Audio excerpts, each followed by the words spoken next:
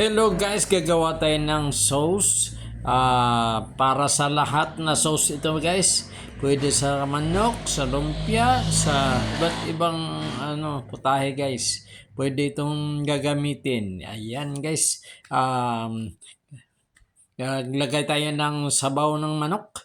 Sa yung pinag-steaman ng manok guys para mayami, malasa, masarap ang ating sauce. Yan. Kaya yan, mga 20 perasong manok yan, sabaw ng 20 perasong manok yan ang ginagawa namin mga guys. Tingnan natin. Yan. Paano magawa? 2 cups na suka, vinegar. Ayan, 2 vinegar. Ayan, 2 cups. Ilalagay natin habang ginugupit naman natin itong labuyo. Sili labuyo guys, sili labuyo. Yan, ginugupit. Habang ginugupit, ayan guys, malapit na matapos. Pag nagupit, paliliitan lang paggupit guys para ma-feel natin na maanghang. Hot talaga, hot chili. Tapos maglusaw tayo ng cornstarch preparation para pagkatapos ilagay na natin yan guys. Ayan na, lagyan ng black pepper. Siyempre, kailangan maraming black pepper yan.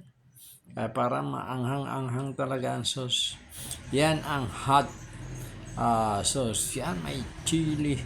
Chili guys. Yan. Para medyo ma-feel mo talaga. Yan, after 5 minutes na kulo, isasalain na natin ang chili na nilagay natin guys. Yan na.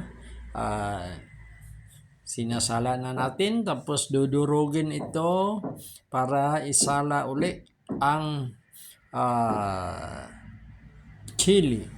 Ayan guys, may asukal naman. Lagyan natin ng maraming asukal para manamis-namis kasi good for 1 week itong gawin naming sauce. Ayan guys, marami. Okay, yan na. Lagay na ng asukal. Pinagrambol na yan. Asukal pula, negro, brown. 3 klase na yan guys. Pero kahit na brown na lang puro, kahit puti, pwede guys. Kailangan mas mahal ang puti. Kaya ito ang ginagamit namin. Segunda. At saka kung anong available sa inyong kusina, yun na ang gagamitin natin. Para hindi na kayo bibili sa mga tindahan. Kasi mas mahal ng konti ang sa tindahan. Pero okay lang naman. Okay, nandyan na mga guys ang ating yummy na sauce. After pag kumulo na yan, ilagay na natin muna yung pineapple. Yan, pineapple juice. Para yummy talaga. Hindi basta-basta ang sauce. Kaya ang sauce namin, 10 piso ang pag may extra sauce.